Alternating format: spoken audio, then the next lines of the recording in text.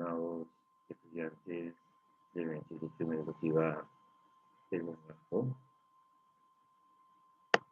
Muy buenas tardes, tengan todos ustedes. Les habla el docente Luis Urbina Jara, a cargo de la asignatura de Educación Cívica. En esta oportunidad tenemos un tema muy importante, el cual trata sobre la crisis de violencia interna en el Perú. Y este es el tema. Dentro de los objetivos específicos tenemos acá identificar la causa de la violencia en el Perú, ¿no?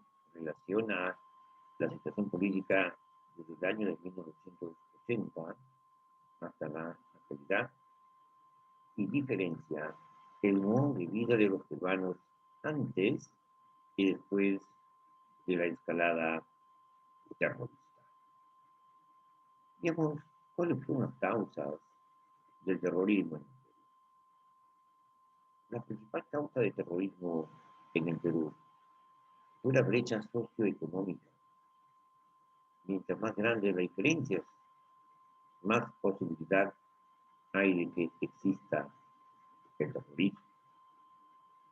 En segundo lugar, estuvo el narcotráfico, que constituyó el aliado estratégico de los terroristas, porque ellos retroalimentaban sus objetivos al cubrirle sus necesidades logísticas.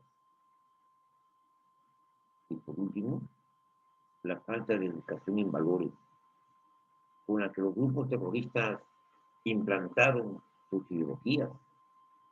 La mayoría de estos era a los jóvenes, a quienes ofrecía una utopía que les brindaba identidad totalizante. En el fondo, pues se encerraba en una organización fundamentalista y opresora.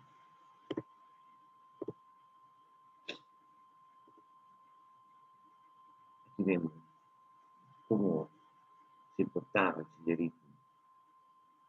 El terrorismo mataba comunidades completas, ¿no?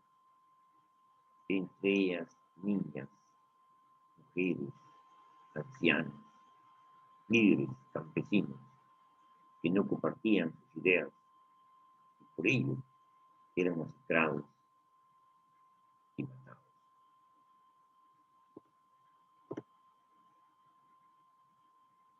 ¿Cuáles fueron las consecuencias del terrorismo? Las consecuencias fueron catastróficas, no solo para la población, sino también para el gobierno. En el Perú, los terroristas de los dos bandos revolucionarios mataron aproximadamente 25.000 inocentes y causaron pérdidas al país por más de 20.000 millones de dólares. Nos atrevemos a hacer un listado de víctimas por categorías y las justificaciones de los asesinos para su acción. Policías en servicio. ¿Con qué objetivo? Para robarles sus armas. Principalmente sanitarios e indefensos policías de tránsito, que eran los blancos fáciles. Alcaldes, regidores y autoridades locales de ciudades, pueblos, villorios, etc., porque representaban la presencia del Estado en las zonas liberadas. Asesinatos selectivos, personalidades del gobierno, oficiales de alta graduación, personajes de la alta sociedad, ¿no? O sea, después de secuestrarlos, torturarlos y cobrar rescate por ellos, un gran despliegue de medios, ¿no? Es marketing.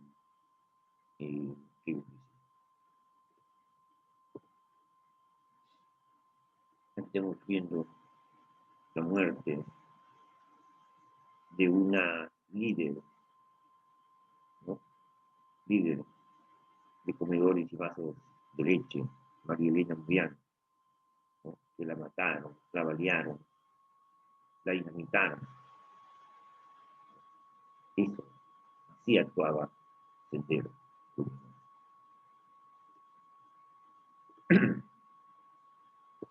Dentro de esas consecuencias, también estaban inmersos profesores y estudiantes universitarios que se oponían al ocupamiento de los cargos dirigenciales estudiantiles por dirigentes terroristas, ¿no?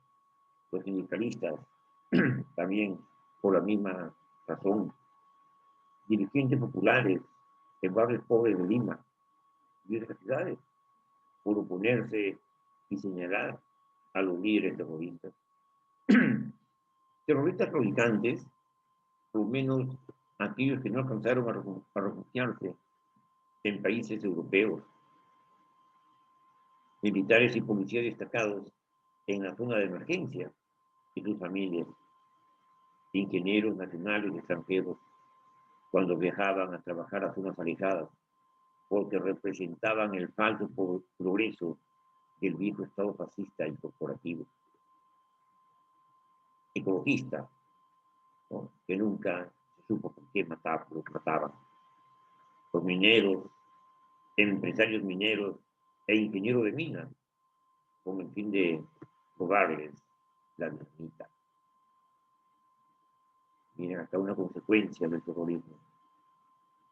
El atentado de Tarata en el distrito de Miraflores, en Lima, que dejó una gran cantidad de muertos y edificios destruidos, con la explosión de los famosos coches bombas. Así actuaba Sendero.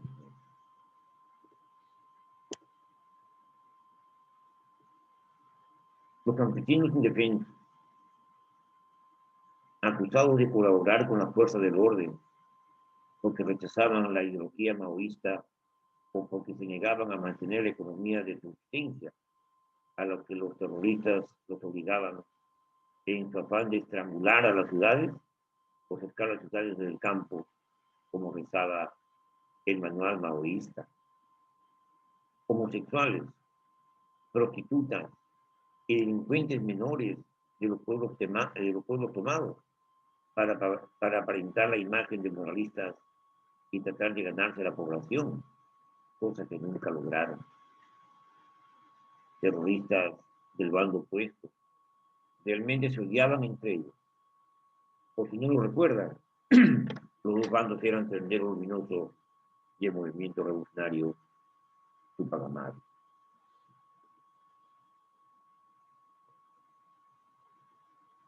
Veamos la administración, ¿no?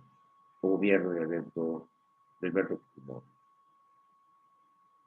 Bajo la administración, ¿no?, de Alberto Fujimori, el Estado comenzó a expandir el uso de agencias de inteligencia en su lucha contra Sendero Luminoso. Y en esa lucha se cometieron varios excesos por parte del Servicio de Inteligencia Nacional, en particular la masacre de la Cantuta, la masacre de Barrios Altos y la masacre de Santa, todas las cuales fueron llevadas a cabo por el grupo Colina. El 5 de abril de 1992, Alberto Fujimori ordenó disolver el Congreso del Perú, con la cual se inició la crisis constitucional de 1992.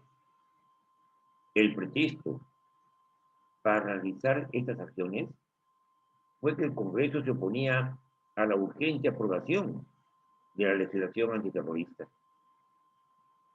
Fujimori estableció tribunales militares para juzgar a presuntos miembros de Sendero Luminoso y del MRTA, ordenando que se usara mano dura.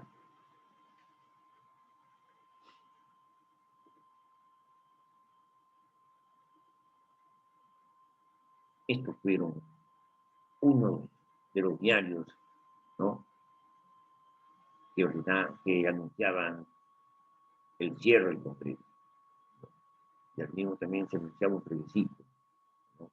Entre ellos también estaba ahí la reorganización del Poder Judicial, el Consejo de la Magistratura, el Tribunal de Garantías Constitucionales y el Ministerio Público. Asimismo también la modificación de la Constitución Política. Esos eran pues los grandes anuncios que hizo el presidente en aquella época.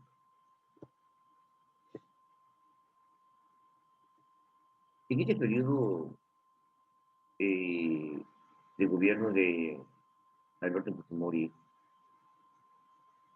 Fujimori anunció que Perú no aceptaría más la jurisdicción de la Corte Interamericana de Derechos Humanos, dado que el Sendero Luminoso empezó a perder terreno en los Andes a favor del Estado peruano y las rondas campesinas. Entonces decidió acelerar su plan estratégico global. Sendero Luminoso declaró que en Selva Maoísta había alcanzado su equilibrio estratégico y estaba listo para empezar su asalto final en las ciudades del Perú. En 1992, Sendero Luminoso colocó una bomba poderosa en el distrito de Miraflores de Lima, en lo que se conoció como el atentado de Tarata. Este fue parte de una larga campaña de atentados en Lima.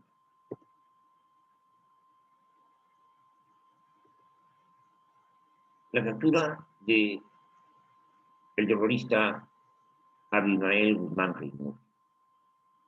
El 12 de septiembre de 1992, la policía peruana capturó a Abimael Guzmán y a varios líderes senderistas en un departamento ubicado sobre una escuela de danza en el distrito de Trujillo, en Lima.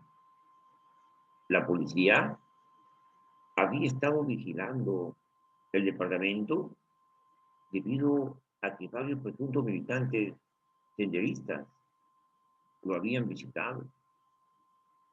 Al inspeccionar la basura que producía el departamento, se encontraron recipientes vacíos de crema para la piel, usada para tratar la psoriasis, una condición que se conocía que Guzmán Reynoso padecía. Poco después de la redada que capturó a Guzmán, cayó también la mayoría de la cúpula senderista restante.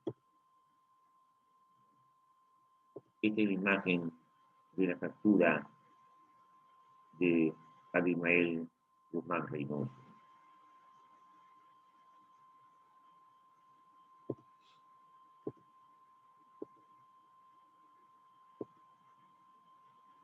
Al mismo tiempo, Sendero Luminoso sufrió derrotas militares vergonzosas por parte de las organizaciones campesinas de autodefensa. Supuestamente su base social y la organización se incendió en facciones. El rol de Guzmán como líder del Sendero Luminoso fue asumido por Óscar Ramírez Durán, quien a su vez fue capturado por las autoridades peruanas en 1999. Después de la captura de Ramírez, el grupo se fraccionó. La actividad guerrillera disminuyó marcadamente y se retornó a las condiciones previas existentes en las áreas donde el Sendero Luminoso había estado activo. Acá se ve la presentación, ¿no?, y la captura de Abimael Guzmán Reynoso, líder de Sendero Luminoso.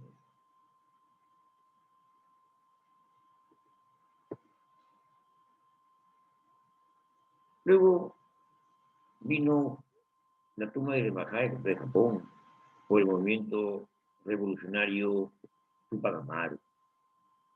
En 1996, El movimiento revolucionario Tupac Amaru, o MRTA, secuestró la iglesia del embajador, secuestró la residencia del embajador de Japón en Perú, empezando con la crisis de rehenes en Lima, que duró 126 días. Este movimiento revolucionario Tupac Amaru demandaba la liberación de sus prisioneros.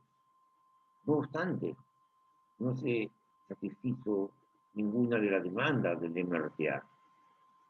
La toma de la residencia del embajador japonés en Lima fue un secuestro masivo que comenzó el 17 de diciembre de 1996 en San Isidro, ¿no?, en Lima, Perú, cuando 14 miembros de la organización terrorista peruana Movimiento Revolucionario Tupac Amaru, o sea, el MRTA, tomaron como rehenes a cientos de diplomáticos, oficiales de gobierno, militares de alto rango y empresarios que asistían a una celebración con ocasión del 63 aniversario del nacimiento del emperador de Japón, Akihito, que era organizada en la residencia oficial del embajador en el Perú, Morihisa Aoki.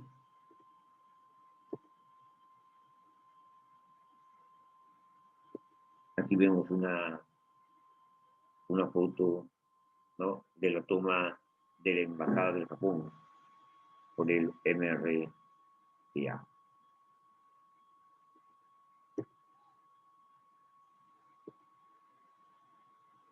En la toma de la embajada del Japón, gran parte de los 800 rehenes fueron liberados prontamente. Todas las mujeres, sin excepción, fueron puestas en libertad la misma noche del 17 de diciembre, incluyendo la madre del presidente Alberto Fujimori, que se encontraba en el evento, hecho que los terroristas desconocieron hasta que fue tarde. Y tras ser retenidos como rehenes por 126 días, 71 de los 72 rehenes que quedaban fueron liberados el 22 de abril de 1997 en una incursión armada de las Fuerzas Armadas peruanas conformada por el comando Chavín de Huanta, operativo que dejó como resultado la muerte de un rehén, 2 comandos y los 14 militantes del MRTA que participaron de la toma. La operación fue vista por la mayoría de peruanos como un gran éxito y obtuvo atención mediática en todo el mundo.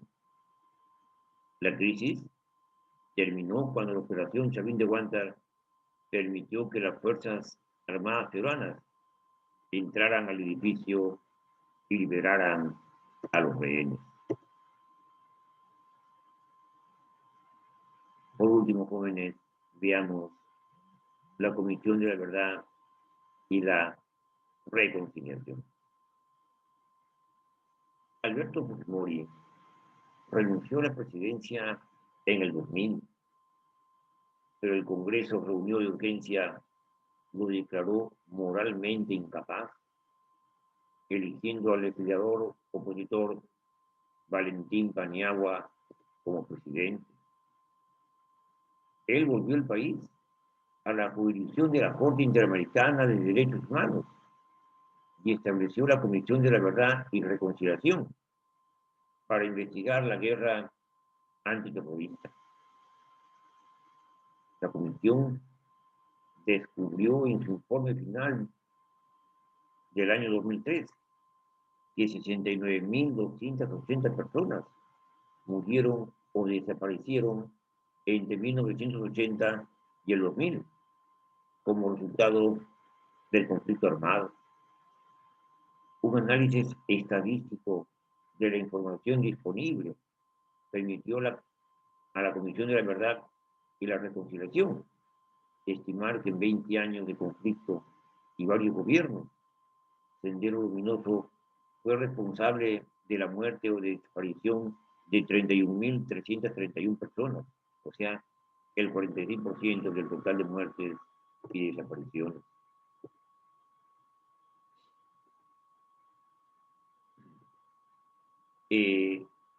Según un resumen del informe Human Rights Watch, Sendero Luminoso asesinó a más de la mitad de las víctimas y aproximadamente un tercio murió a manos de las fuerzas de seguridad gubernamentales. La comisión atribuyó algunos de los otros asesinatos al pequeño grupo terrorista y a milicias locales. El resto continúa sin ser atribuido.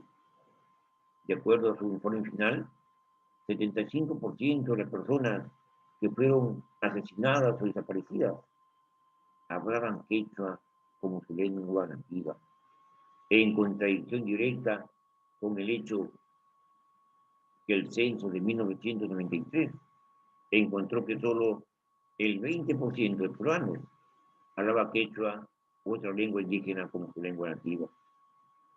El informe final de la Comisión de la Verdad y la Reconciliación estuvo rodeado de grandes controversias. Aquí tenemos una foto de la sesión de la Comisión de la Verdad y de la Reconciliación.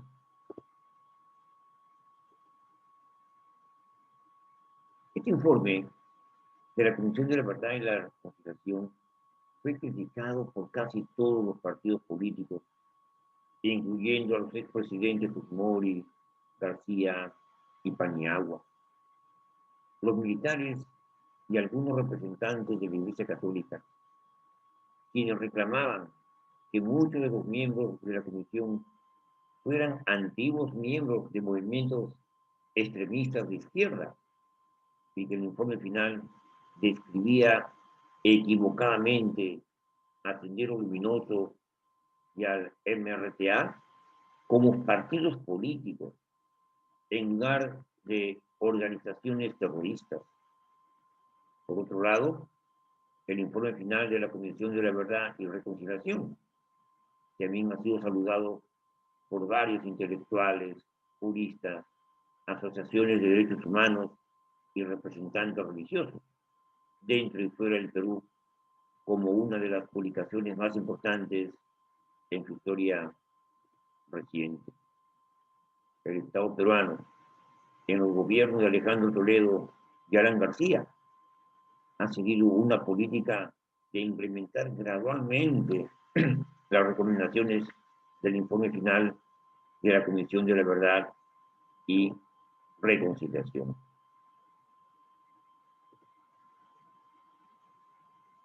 Y aquí, joven, se ve la baja de la escalada terrorista. Desde la captura de Ribel Guzmán, Sendero Luminoso ha declinado enormemente en fuerza. En la actualidad, tiene que ejerce actividad proselitista en el Perú. Ya no conduce más operaciones en Lima y ha sido capaz solamente de montar ataques esporádicos de pequeña escala.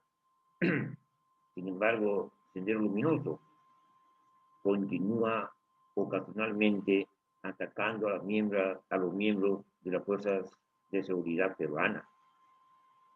Por ejemplo, el 9 de junio de 2003, un grupo senderista atacó un campamento en Ayacucho y tomó como rehenes a 68 empleados de la compañía argentina Techin y a 3 guardias de policía, quienes habían estado trabajando en el proyecto del gas de Camisea, que llevaría gas natural desde la región Cusco hacia Lima. Aquí se ve, ¿no?, el ataque que había sufrido la compañía argentina Techin. Bien, y según las fuentes del ministro del Interior peruano, los secuestradores tuvieron un considerable rescate para liberar a los rehenes. 2 días más tarde, luego de una rápida respuesta militar. Los secuestradores abandonaron a los rehenes. De Casa Rumorea, que la compañía pagó rescate. En el aniversario número 27 del primer ataque senderista realizado contra el Estado peruano, se hizo estallar una bomba casera en un mercado en la sureña ciudad peruana de Juliaca, matando a 6 e hiriendo a 48 personas. Debido a la fecha del ataque, las autoridades peruanas sospechan que Sendero Luminoso es responsable de este atentado. El camarada Artemio, que era un excomisario guerrillero, era el último integrante en libertad del Comité Central Histórico de Sendero Luminoso. Y aquí se dio la captura del camarada Artemio, culpable también de muchas muertes de peruanos matados de forma cruel por este grupo senderista de Sendero Luminoso.